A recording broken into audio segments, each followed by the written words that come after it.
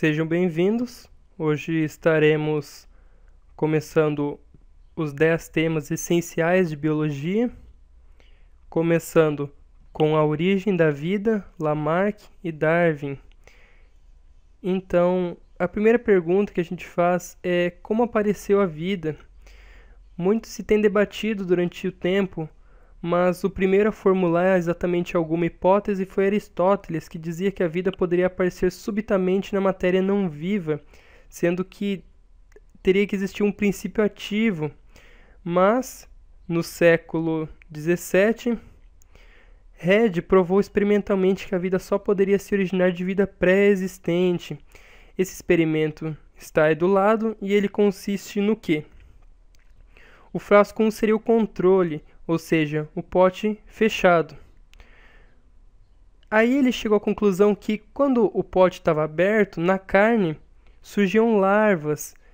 E na época as pessoas diziam que as larvas apareciam espontaneamente na carne. E ele comprovou, exatamente com o frasco 2, que não, que essas larvas na verdade eram ovos de mosca que nasciam lá em cima da carne, ou seja, a vida originava de vida pré-existente e não espontaneamente como se acreditava. Tanto que alguns na época, como Van Helmont, davam receitas para as pessoas conseguirem gerar vida de coisas inanimadas. Então, Leeuwenhoek aperfeiçoou as lentes de contato posteriormente e acabou descobrindo os micróbios. E, como eles eram muito simples, alguns biólogos chegaram à conclusão que eles não poderiam surgir de vida pré-existente, que não era possível que existisse um tipo de reprodução, alguma coisa desse tipo.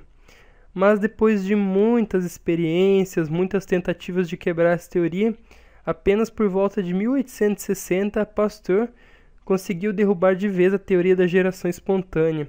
E para isso, ele fez um experimento que consistia no quê? Colocava um líquido nutritivo, ou seja, com substâncias orgânicas dentro de um frasco de pescoço longo. Em seguida, o gargalo do frasco é esticado e alongado e o líquido nutritivo em seu interior é fervido e esterilizado. Porque com o gargalo esticado e alongado, naquela forma, seria impossível a entrada de micro-organismos pelo ar. Então, enquanto continuasse o gargalo lá, não aparecia nenhum tipo de micro-organismo. O líquido no interior continuava esterilizado. Mas se quebrava o gargalo, o líquido entrava em contato com o ar e começavam a aparecer micro-organismos. Mas a questão vem que se todo ser vivo surge a partir de outro pré-existente, como surgiu primeiro? A hipótese extraterrena foi desenvolvida por Arrhenius, Richter e outros, e admite que os primeiros micróbios foram provenientes de outros astros. Entretanto, isso apenas transfere o problema para outro astro, porque do mesmo modo como surgiu a vida nesse outro astro.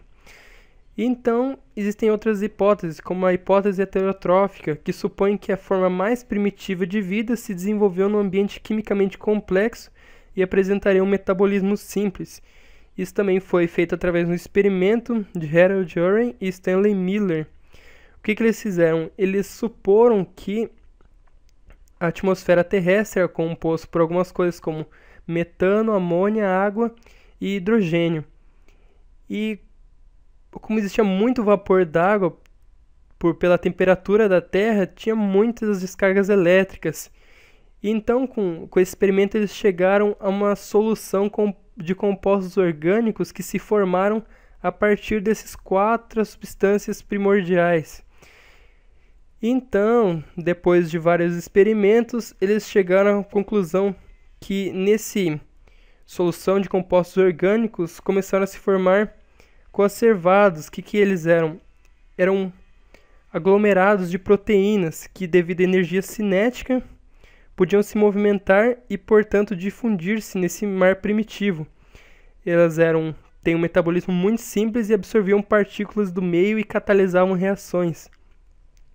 Então, o primeiro ser vivo teria se formado a partir desses coacervados. Entretanto, existe outra hipótese, que é a hipótese autotrófica, que acredita que os primeiros seres vivos fabricavam suas próprias substâncias orgânicas a partir de substâncias minerais. Isso se dá porque, devido a últimas descobertas que descobriram os arqueabactérias, que vivem em regiões conhecidas como inóspitas, e elas realizam a quimiossíntese.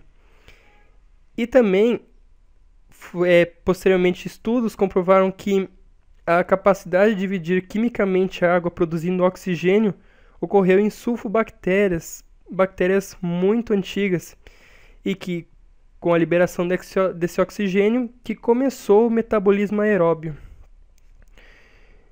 Então, depois de mais estudos, chegou à conclusão que, dessa forma, de jeito ou de outro, todos os seres, eles deveriam ter um último antepassado comum universal, ou seja, o primeiro, e depois todos se formaram a partir dele. A maioria dos biólogos defende isso. E a teoria da evolução afirma que as espécies atuais descendem de outras espécies que sofreram modificações através dos tempos. Isso pode ser confirmado por várias características, como todos os seres vivos são formados por células. Em todas as células, os principais elementos são carbono, hidrogênio, oxigênio, nitrogênio, fósforo e enxofre.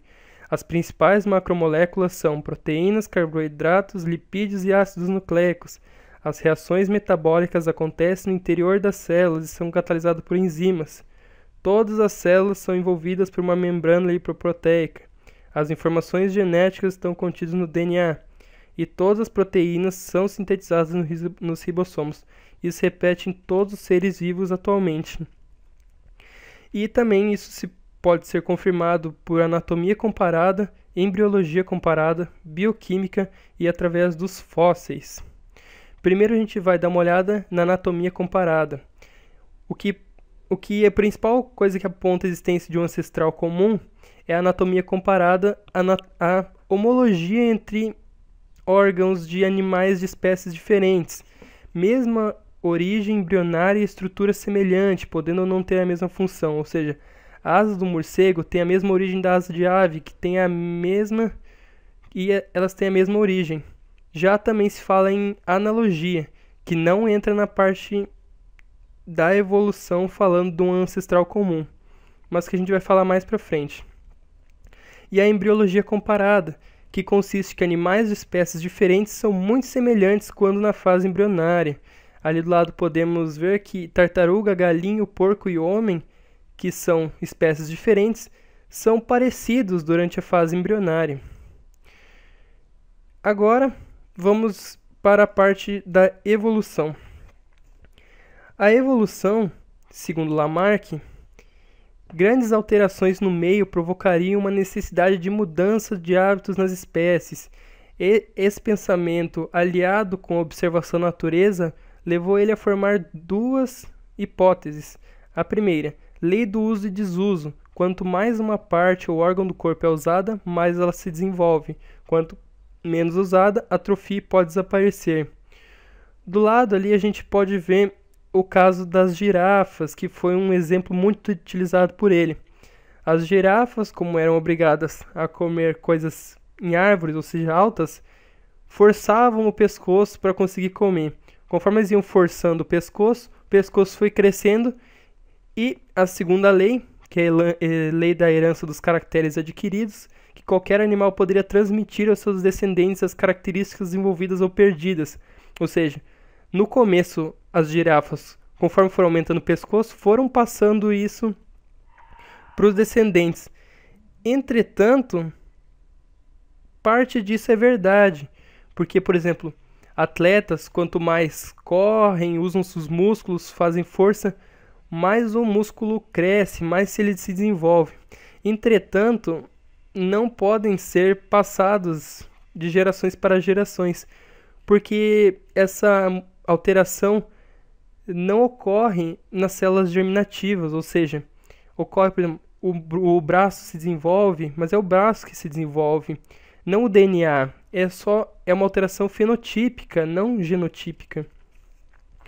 Então, a hipótese mais aceita é a de Darwin, que é a teoria da seleção natural. Acredita que devido a uma alta capacidade reprodutiva, os animais entram em competição por alimento. Dessa forma, as variações mais aptas ao ambiente sobrevivem e passam as características aos seus descendentes. Entretanto, ainda existe uma falha nessa teoria. Por quê? Porque ela não explica a origem dessas variações. E isso posteriormente vai ser explicado pelo neodarwinismo.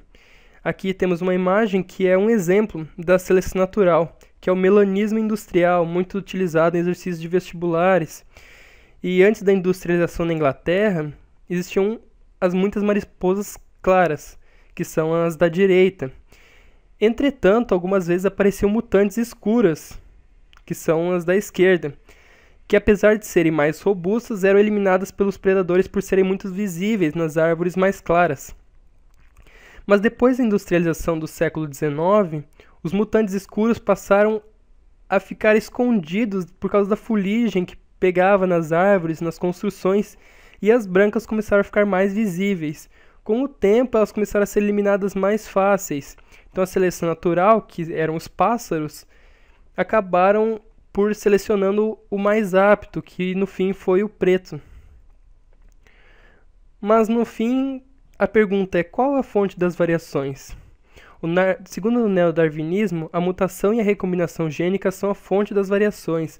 A seleção natural e o isolamento reprodutivo orientam as variações para adaptação, ou seja, mutações e recombinação gênica são a origem das variações. A seleção natural fixa as variações favoráveis, o que leva a uma espécie adaptada. Agora vamos conversar só sobre 3 itens importantes, que são o processo de especiação, que consiste no processo de formação de novas espécies. Como ele funciona? Por exemplo, uma população vive em um ambiente homogêneo, ou seja, um ambiente de uma forma só. Uma modificação ambiental provoca a migração da população para ambientes diferentes, ou seja, a população é dividida em 2. Agora, como elas são isoladas geograficamente e as pressões seletivas do ambiente são diferentes por serem ambientes diferentes, elas começam a sofrer modificações e variações e são selecionadas diferentemente. Com o passar do tempo, ocorre a diferenciação genética e ocorre o isolamento reprodutivo, que consiste exatamente as espécies não conseguem mais reproduzir entre elas, e quando isso ocorre, elas são reconhecidas como espécies distintas. Irradiação adaptativa, processo de evolução no qual uma espécie ancestral resulta em uma variedade de espécies que ocupam ambientes diferentes. Isso é exatamente uma espécie primordial, por isolamento geográfico, com pressões seletivas diferentes, formou várias espécies de ambientes diferentes. E a convergência evolutiva, que consiste na semelhança entre espécies diferentes por viverem no mesmo ambiente e dessa forma sofrerem as mesmas pressões seletivas. Ou seja, é muito comum que animais que vivem na água apresentam o corpo semelhante, nadadeiras, coisas desse tipo, porque sofreram as mesmas pressões seletivas. Tá certo? Então é isso. Obrigado por assistirem e bons estudos.